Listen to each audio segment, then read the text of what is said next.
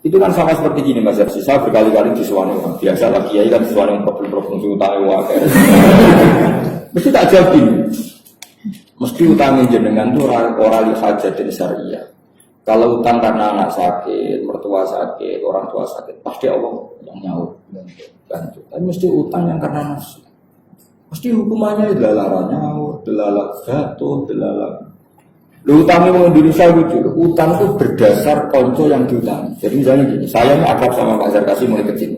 Terkenal dia orang kaya.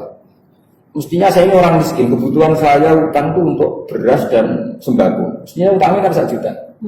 Itu belum untuk konco suka. Emang di konco suka. Tapi utang itu 1 juta. Ngomongnya gini, Pak Zarkasi saya ini kasih modal gini-gini. Jadi utang itu 1 juta ini berdasar menyesuaikan yang diutang. Dan juga nah utang seperti ini aku yakin Allah akan menghukum lala resonya.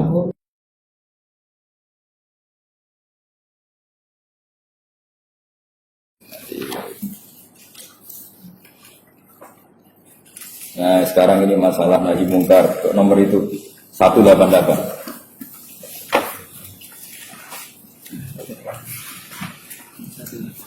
Ya 188. Faswan fil ghairah alal haram atau alal hurum. Saya ketemu ya. Okay. Kalau kiai baca yang benar itu sebenarnya ghairah, tapi kalau bahasa Indonesia jadi apa? Ghairah. Karena begini, kenapa saya bilang yang benar itu ghairah ini?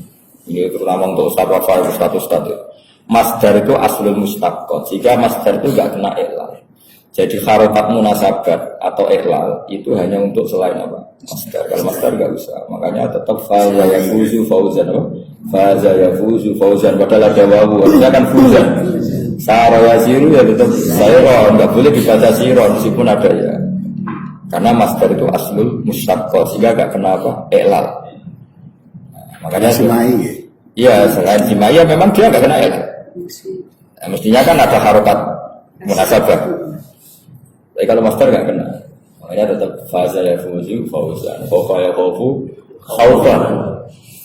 Nah kalau yang memang fu'lan, yang memang tola ya tulan, bukan karena apa, memang fazanya fu'lan. Nah, makanya goro ya goro, karena tidak berdoa dimunasabah jadi giro. Bahasa Arabnya loh ya, kecuali sudah jadi bahasa Indonesia memang jadi giro. Lah ghairah itu maknanya perasaan tersinggung ketika ada keharaman. Jadi itu untuk menjaga kehormatan. Tapi bukan karena terus kita anarkis, tidak itu atau menjaga kehormatan. Saya baca. Laisa alal hurum mengatasi barang-barang yang terhormat. Sebenarnya makna haram itu bukan haram. Kalau orang Jawa itu kan ada konsensus ya, bilang haram itu sesuatu yang enggak boleh. Sebenarnya kalau orang Arab itu kebalikan Mas Zarkasi. Orang Arab bilang haram itu sesuatu yang mulia. Makanya bilang haromen itu kan Masjidil Haram. Itu orang Jawa bilang haram. Jadi sebetulnya misalnya pidato gini itu benar. Wabil khusus Dr. Zarkasi Al-Muharram itu boleh. Al-Muharram. Aku orang kejadian itu. Kayak bukan tertentu saja. Karena ya kan di Haramul Makkah, Haramul Madinah. Fikih oriented masyarakatnya, haram lawan kata halal. Ya, jadi kalau bahasa di Quran itu kan mesti. Fikih oriented. Nah, tapi sebetulnya bahasa Arab itu juga karena tadi kebanyakan dibuang. Jadi tanah haram, haruma intihakuhuma. Jadi haram merusak kehormatan Mekah, Madinah. Asalnya. Jadi misalnya babi itu haram, maknanya mamnu. Jadi sebenarnya haram itu kan mamnu, sesuatu yang dilarang. Kalau haram Makkah berarti haram diinjek, haram diinjek ke kehormatan. Makanya kalau namanya istri itu harim, orang lain tidak boleh atau tidak boleh nyentuh. Makanya disebut harimur rajul itu zaujatuh. Paham ya? Jadi itu asli bahasa. Kalau baca Bismillahirrahmanirrahim. Qala Rasulullah sallallahu alaihi wasallam, "Laisa min ahadin ahyaru min Allah min ajli dzalika haramal fawahish." Allah itu zat yang paling mudah tersinggung. Jika saking mudahnya tersinggung ketika ada orang melakukan keharaman itu Allah punya ghirah. Cek mentala nih, mangan rezekiku, manggut bumiku, kok aku dilanggar. Itu namanya apa? Namanya apa? Ghirah. Cemburu. Ya cemburu. Makanya kalau daftar jadi wali itu paling berat itu di situ. Allah itu paling gampang cemburu. Saya itu kalau berdoa, kalau untuk pribadi itu jarang mandi. Karena kayak kesalahan pengiran, cuma tua mata egois kayak gitu. Jadi fikih saya itu memang hidup. Kalau di fikih kan hanya wa yukrahu doa lil imam misalnya biro obo madini, wa yusanu lahu madina gitu. Wa yusanu lil imam takmimut doa. Sehingga ada kita kalau jadi imam umat dina di mana itu kalau sendiri umat dini. Tapi saya sholat sendiri sekalipun kalau bocah umat dini itu kayak merasa salah. Karena buat saya sudah dapat sendiri. Meskipun mungkin pas sholat subuh kadang-kadang sendiri. Itu kan tapi kan secara prosedur sholat jamaahnya. Tapi secara figur kan saya sudah tidak pernah sendiri. Meskipun sholat sendiri, tapi secara figur sudah tidak pernah. Jadi itu rasanya sudah tidak nyaman. Makanya tadi betul ya doa. Jadi kata beliau kalau sudah jadi orang soleh harus al-muta'addi, harus manfaatnya kemana-mana. Saya teruskan. Bismillahirrahmanirrahim. Ini yang penjelasannya Musannaf. Al-ghairu alal haram ihsanun bisauni anil fawahish al-mujibah li arid dunya wa naril akhirah. Ya, jadi ketersinggungan atau cemburu supaya haram itu tidak terjadi karena untuk menjaga fawahish al-mujibah li arid dunya wa naril akhirah. Jadi misalnya gini, andaikan orang itu kancanan lonte atau kancanan WTF nyaman-nyaman saja, nanti nggak ada bedanya dengan kancanan orang afifah, orang yang terhormat. Meskipun kita punya cara untuk tetap baik supaya orang itu semoga tobat. Saya ulang lagi, kita tetap punya manhaj ingin baik supaya orang itu tobat.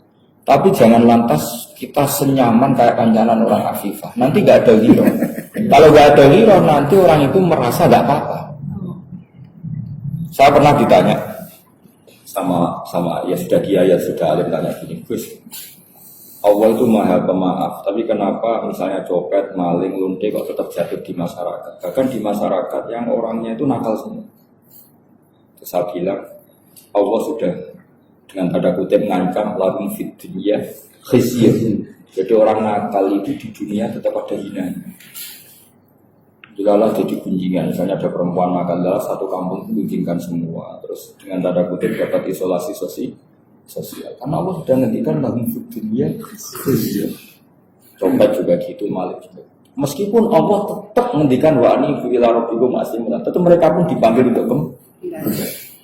Akhirnya apa? Ya sudah kamu kondisikan apa enggak tetap terjadi. Apapun baiknya kita ingin memperbaiki mereka tetap terjadi ada isolasi sosial. Orang pernah korupsi, lalu orang kandangan itu tidak nanti. Karena Allah ingin menghukum. Cuma baiknya Allah hukuman itu Allah yarji'un supaya mau kembali. Itu bedanya Allah dengan kita. Kalau kita karena dendam, karena macam-macam. Ya, Allah itu bagus, tetap Allah. Tapi tetap harus ada hukum.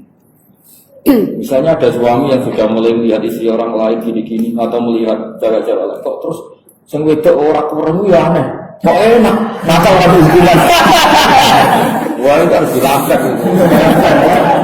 Enak di luar, susah di jalan. Enak di luar, enak di jalan. Sudah di luar godain cewek-cewek, di rumah masih dimanja sama istri kan keenakan. Kalau Allah, oh keenakan. Ya istrinya itu dari data, ya dapat gitu. Ada enak di luar, berhasil dia. Itu harus lakukan di dunia. Saya pernah punya kenangan di dalam hal ini. Meskipun ini agak off the record, tapi ini urusan ilmu. Kalau ilmu kan saya tetap ilmu. Pernah ada seorang dokter yang saking ahlinya medis, mungkin saking spesial. Dia itu bangga karena ingin sedang agak-agak kayak yakin akan menemukan obat itu virus HIV. Soal ke seorang ulama alim. Dia dengan bangganya karena mau menemukan itu sudah mau profesor. Kata Kiai itu lucu. Kiai itu dawuh gitu. Padahal Kiai itu terkenal baik, terkenal ahli sosial. Kiai itu siapa? Nak pancen kena AIT ku krono sek bebas.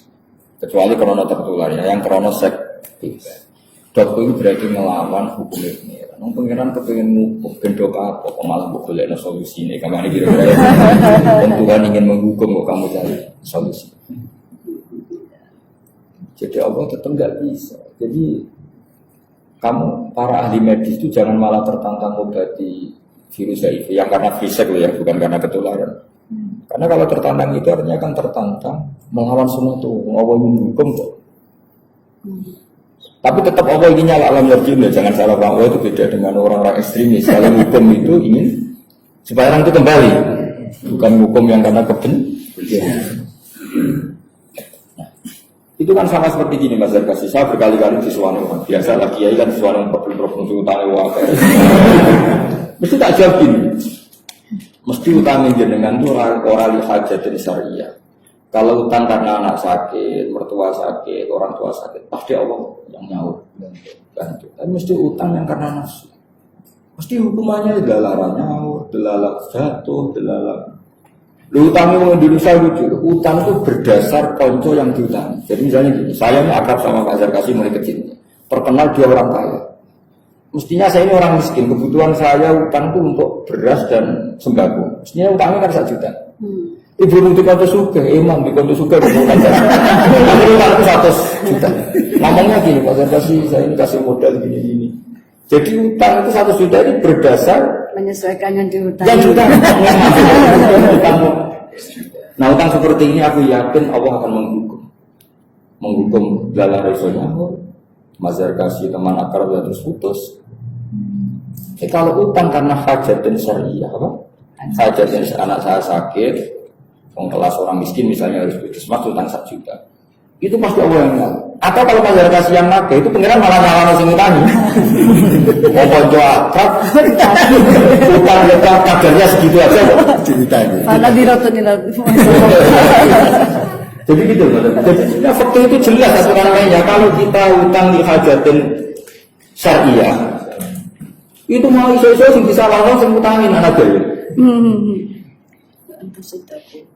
Jadi jelas. Sekarang orang itu utang karena nafsu. Di relasi ning bank sing iso dijak kong kali kong. Akhirnya utang bank. Kenapa utang banyak? Mumpung duwe konco jadi direktur. Jadi utang banyak semuanya nafsu. Baru sekolah matur kiai kan. Kiai matur. Aku mesti jam. Ra iso. Lha jenengan dungane mantis, tapi ra kabeh iku. Nah itu pantasnya untuk hukuman. Ya ngomong saja daripada repot. Pada salah doanya. Iya. Salah doa. Padahal itu cuma manjur raka bukon. Ternyata betul dia cerita. Jadi dia itu tidak pengusaha karena punya teman pengusaha terus bergaya. Mudah karena tadi temannya ngutangi sambil ya. Itu kalau investasi di sana tak mudah ini. Yang namanya nggak ahli kan hanya berdasar tomat tadi loh Mas. Nah bayangkan kalau se-Indonesia rata-rata ingin jadi pegawai di kementerian tertentu karena berdasar relasi ini jadi apa? Konstitusi sumber. Di keuangan ya sama. Nah ribet. Makanya agama itu aturannya jelas. Kata Rasulullah orang yang utas dan niat nyaur, maka Allah yang akan nyaur ya. Kodowo kan. Tapi utang kita kan seringnya kayak seperti itu. Berdasar yang diutang itu kan. Jadi misalnya saya punya teman gubernur, kebetulan teman saya mulai kecil. Kan lucu misalnya, utang 1 juta. Hanya karena saya nggak punya mesti itu salah mau aku. Utang betul kalau 1 juta. Padahal itu yang dibenarkan syariat, atau itu yang dibenarkan. Tapi itu salah nomor pakai. Mumpung. Masih mumpung. Yang seperti ini tuh Allah nggak.